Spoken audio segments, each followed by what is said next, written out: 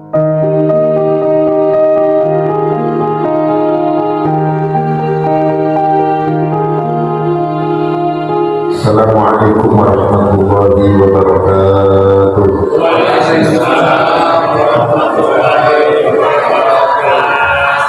Bismillahirrahmanirrahim. Far'un yajuzu lirrajuli tahattumun bi khatami fiddatin fal yusannu fi khinsiri yaminihi aw yasarihi lil ittiba'. Ada satu cabang diperbolehkan bagi seorang laki-laki untuk mengenakan cincin di khatami fiddatin, dengan cincin yang terbuat dari perak. Padahal kemarin pembahasan kita tentang masalah dua benda ini tidak boleh dipakai oleh laki-laki, yaitu emas dan perak. Tapi dalam hal ini secara khusus, jika itu yang dipakai adalah cincin, maka boleh dengan bahan yang terbuat dari perak. Bal yusannu, akan disunatkan fi khinsir yaminihi aw yasarihi, pada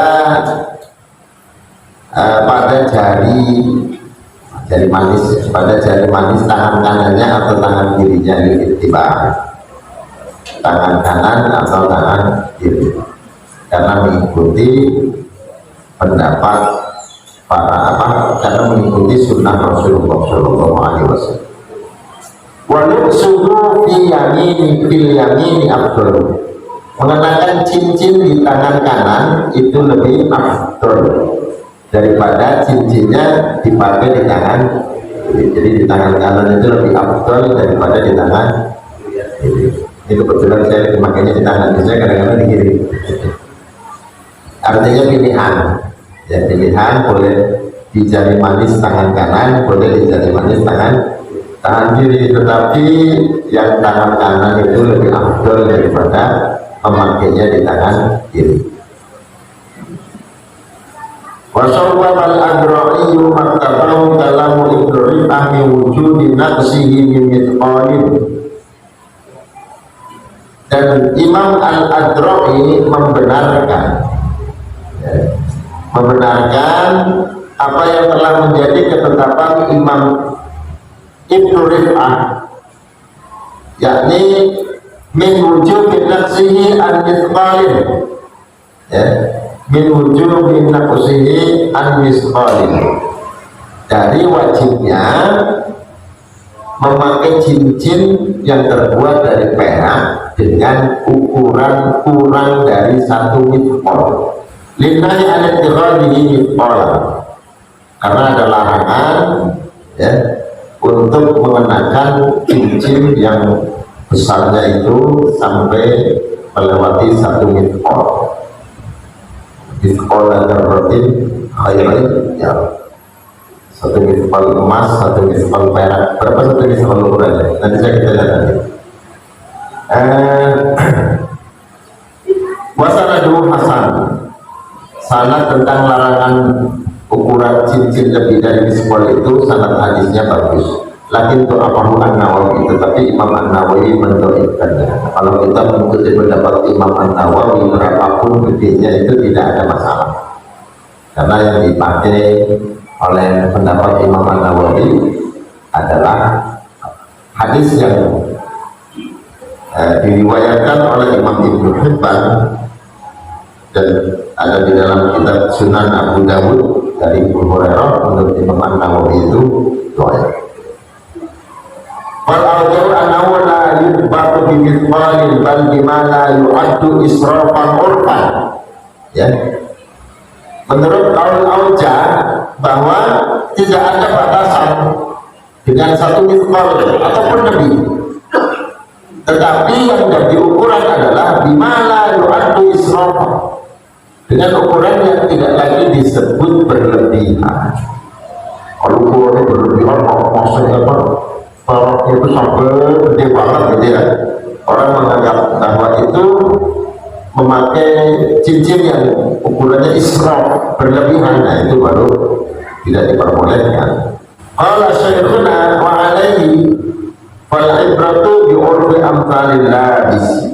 Ya, dengan menurut syekhuna, kalau berpendapat sesuai dengan apa yang telah dibenarkan oleh Imam An-Nawawi tanpa batas ukurannya, ya, dan dibatasi satu miskol menurut pendapat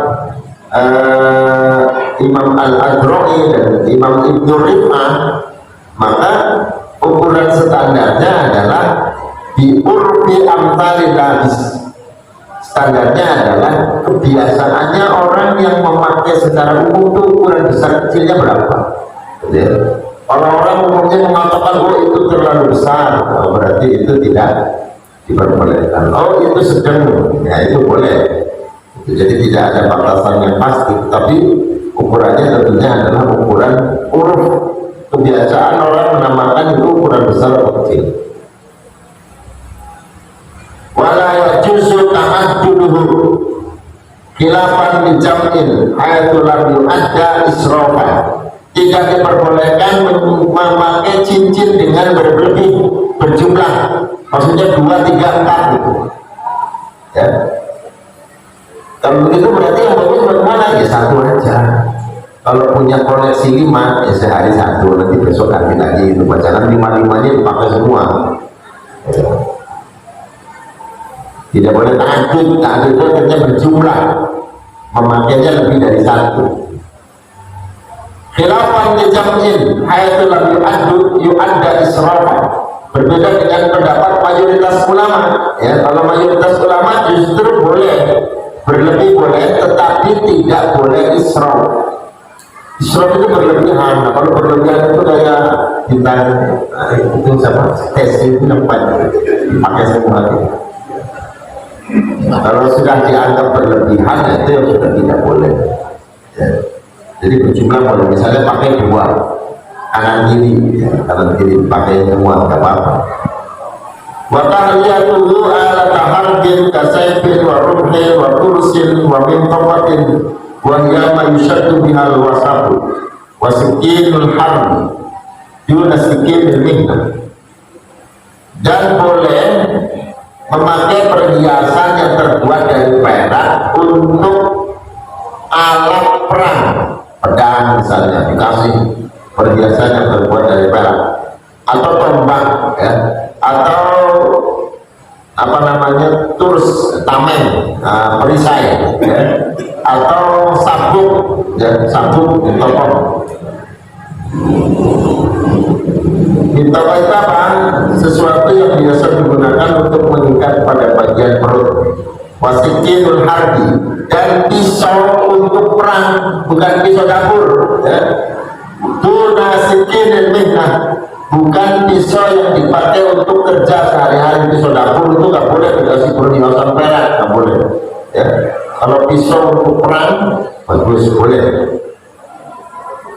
Waktu lama, dan juga tempat pulpen itu nggak boleh dikasih perak. Bifiddatin bila sarofin, dengan menggunakan perak. Yang penting catatannya bila sarofin, dengan tanpa berlebihan. Di anna zalika irhaban lil kufar. Kenapa sunnah untuk dipasang di alat-alat perang, perlengkapan perang? Karena itu bisa memberikan tekanan, ya, mental terhadap orang-orang kafir. Orang-orang kafir itu pedangnya aja berhiaskan perak, pemilaunya perak itu menjadikan orang-orang kafir itu tertekan mentalnya. Nah, kalau seperti itu berarti kan memakai perhiasan perak untuk benda-benda yang digunakan atau alat-alat yang digunakan untuk berperang itu sunnah, bagus.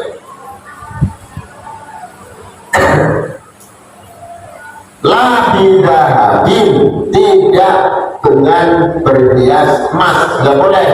Alat perang dipakai perhiasan emas, misalnya pistolnya, senapanya, ya, senjatanya dipakai perhiasan yang terbuat dari emas itu nggak boleh.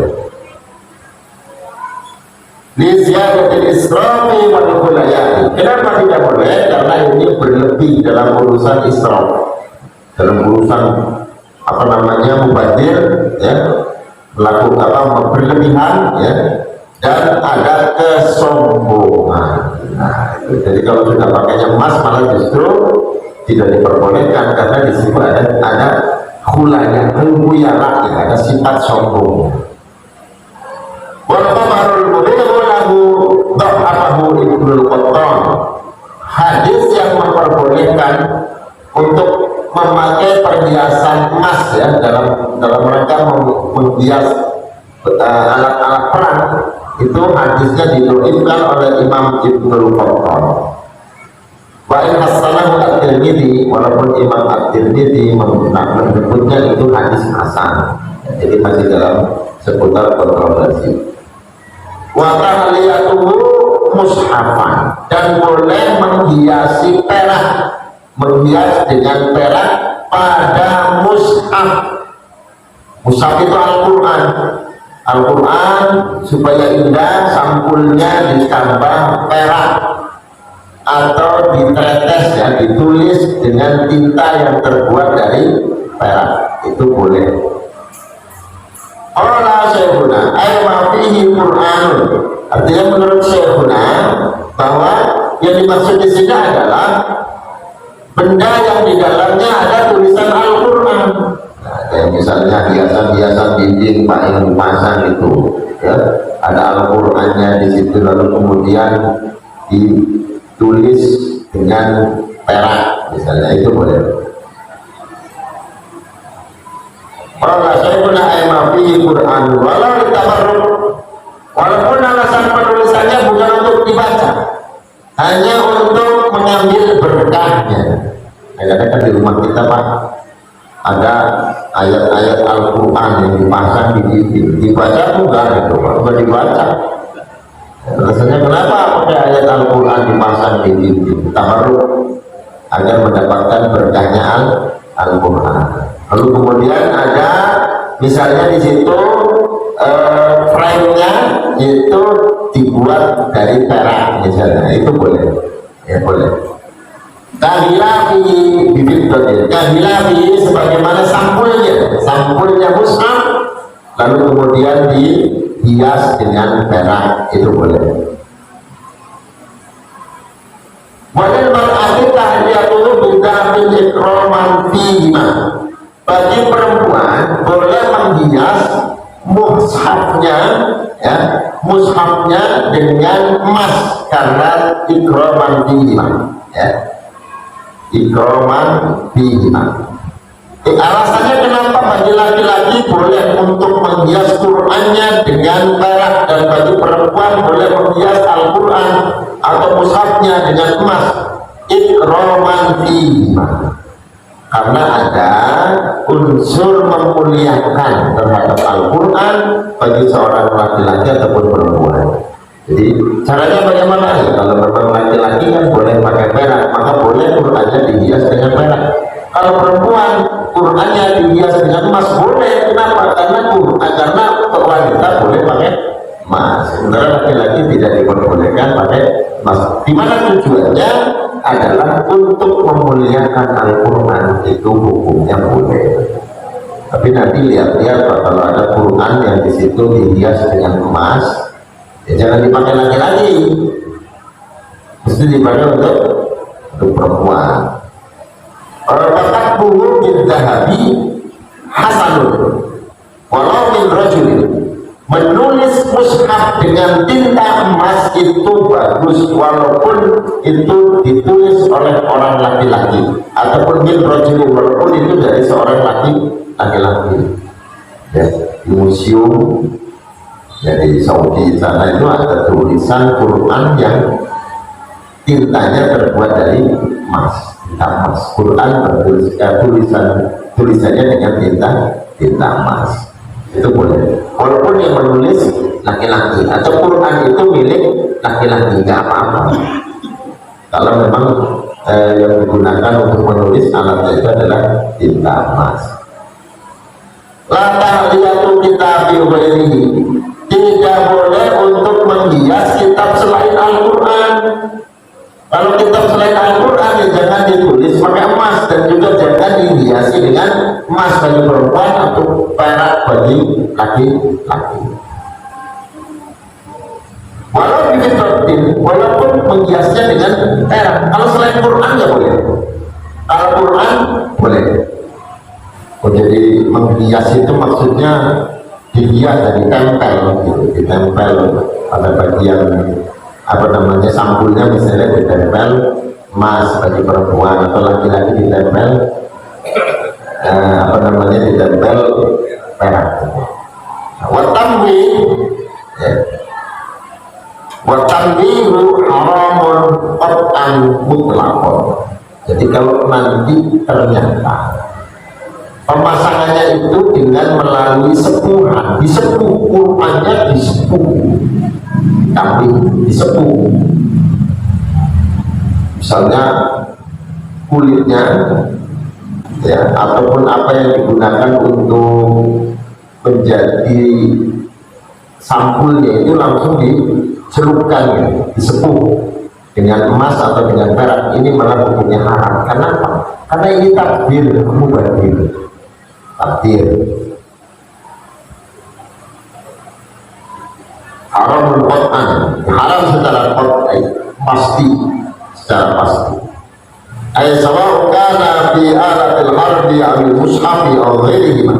Artinya baik itu disepuh pada alat perang atau disepuh pada mushaf ataupun lainnya. Wa sawa'u kana lil mar'ati aw lir rajuli, baik itu untuk laki-laki ataupun perempuan, dengan emas atau dengan perak. Wa sawa'un hasala minhu syai'un bil ardi 'ala nari amal, walaupun itu bisa dihasilkan dari dengan cara dibakar ataupun tidak. Jadi alasannya karena di sini ada itu akul mal, jadi menghancurkan atau menyanyiakan harta. Kalau hanya tujuannya untuk itu, kalau istilah tambih atau menyepuh itu kan perlu bahannya banyak, apalagi emas gitu kan, yang disebut sementara Al-Quran dengan ukuran yang besar misalnya. Nah ini namanya pemakaian yang berlebihan ya, disebut menghambur-hamburkan harta melalui dengan pembakaran.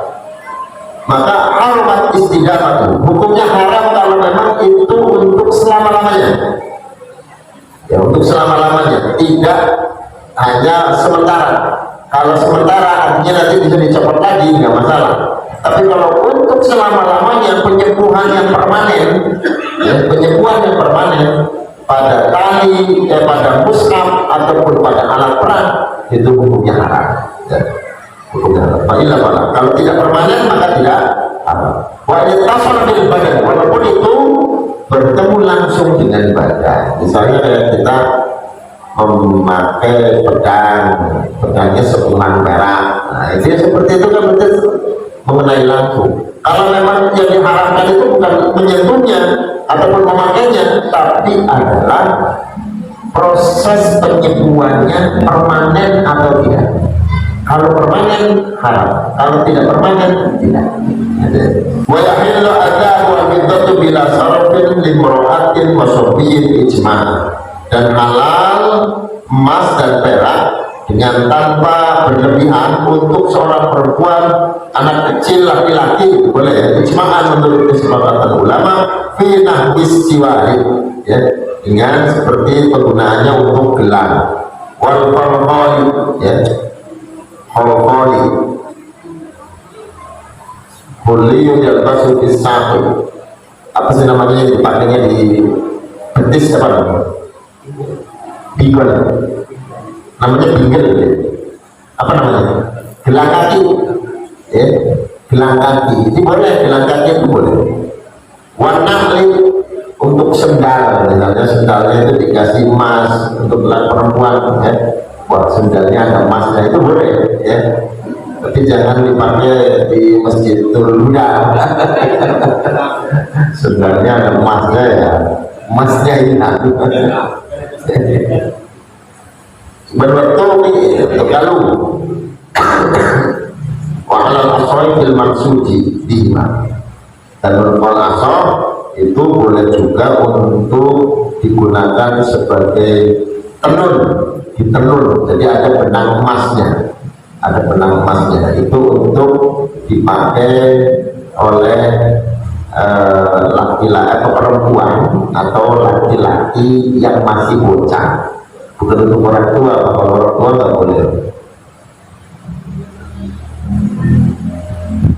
Baik itu terbuat dari emas maupun dari perak. Wa yahilu lahunna at-taju wa illam ya'tadna wa illam ya'tadna. Boleh untuk para wanita mengenakan mahkota walaupun itu tidak tidak ada adatnya, ya, walaupun itu tidak tidak menjadi budayanya atau adat istiadatnya, ya. Wah, supaya keren gitu, misalnya pakai mahkota terbuat dari emas. Ya, kalau memang yang pakai perempuan boleh, kalau laki-laki pakai mahkota emas tidak boleh. Wa qiladatun fiha dananiru mu'ratun qat'an, ya. Dan kalung yang di dalam kalung itu ada beberapa mata uang dinar mu'ratun yang diukir, ya. Wa kata maktubatun, begitu juga yang dilubang. Jadi kalung-kalung, ya, yang di dalamnya itu ternyata ada mata uang yang diukir, jadi dibuat ukiran kemudian dipakai untuk kalung, ya. Kemudian wakada maktubatu, misalnya mata uang dinar dibolongi, Pak, dipakai buat bandul, misalnya. Wala tajibu az-zakatu fiha, maka tidak wajib membayar zakat fiha, ini di dalam emas ataupun perak yang digunakan untuk perhiasan, ya. Atau tadi dinar yang dijadikan sebagai sebagai perhiasan yang dipakai, itu tidak ada zakatnya. Padahal dinar itu kan mata uang emas, gitu. Amma ma'as-sarfu fala yahillu syai'un min dzalik. Adapun memakainya dengan cara berlebihan itu tidak halal sama sekali pada hal tersebut, ya. Memakainya berlebihan, misalnya gulangnya dipakai dari ujung ke ujung, ya. Ininya kayak rantai kapal, gede banget, berlebihan namanya. Nah, kalau berlebihan tidak halal, ya. Segala yang berlebihan itu tidak halal. Orang makan berlebihan itu juga bisa jadi haram, Pak. Kalau yang dimakan kemudian ketika berlebihan menjadi penyakit, menjadi sakit, maka melakukan israf dalam hal perkara yang halal itu bisa menjadi hukum halal. Tahal bayin wajib majmu'in fardataini ni'ata misqalin pada jiwa zakatu fihi. Jadi kalau misalnya nanti berlebihan, ya, seperti dia memakai bingel, memakai gelang kaki yang beratnya itu sampai 200 miskol, itu berlebihan. Kalau sampai menggunakan perhiasan itu berlebihan, melebihi daripada kewajaran, maka nanti wajib dizakati, wajib dizakati. Kan kemarin kita bahas tentang emas ataupun perak itu wajib dizakati sebagai bagian dari zakatul naqdain, ya. Kalau memang emas perak itu tidak dijadikan sebagai perhiasan yang dipakai. Tetapi masalahnya kalau misalnya emas perak yang dipakai itu ternyata makainya berlebihan, tidak pantas, ya, karena berlebihan, maka nanti ketika memakai perhiasan itu secara berlebih tidak sewajarnya, maka maka dia tetap diwajibkan untuk membayar zakatnya, gitu, ya. wa tajibu ala man marra fi qutin ikhtiyariyin min hububin, dan wajib bagi orang yang disebutkan persyaratannya yang telah lalu, min qutin, zakat yang dikeluarkan dari makanan pokok. Nah, ya, makanan pokok nanti ada zakatnya. Ini bukan zakat fitrah. Makanan pokok itu artinya tanaman-tanaman yang menghasilkan makanan pokok seperti padi, jagung, gitu ya, makanan-makanan pokok. Ikhtiariyin, yang ikhtiari, artinya ikhtiari itu tidak tumbuh sendiri, tetapi ada sebuah proses upaya. Misalnya dia menanamnya, mulai dari menebar benih sampai kemudian dia tanam, sampai kemudian dia rawat, dia pupuk, dia siram, sampai kemudian berbuah. Nah, proses ini namanya ikhtiar. Maka kalau misalnya ada makanan pokok yang tumbuh di tanah liar, dia tumbuh sendirinya tidak dengan ikhtiar, ya nggak wajib. Sawah kita nganggur, nggak ditanemin apa-apa, tumbuh sendiri padi-padinya dan berbuah dan bisa dipanen. Bagaimana padi yang tumbuh sendiri tidak melalui proses ikhtiari, tidak wajib dizakat walaupun satu nisab. Sebab yang dizakati itu adalah makanan pokok yang ikhtiari. Min hububin, dari beberapa biji, kaburin seperti gandum, wasyahirin gandum putih, aruzin padi, ya, beras, udurrotin apa, jagung, hamsin dan sagu misalnya, jagung, hamsin dan kacang-kacangan gitu ya, waduhunin, jadi jagung kecil gitu ya, wabatilaan, kacang tanah, wadak satin dan wadik tamarin, nah ini korma, wainabin, anggur, dan timari dari buah-buahan, pada okor tukul di rumah korma satu ausukin, yang kadarnya itu telah mencapai 5 wasak. 5 wasak. Nanti kita akan bahas pada pertemuan yang akan datang, insyaallah. Al-Fatihah.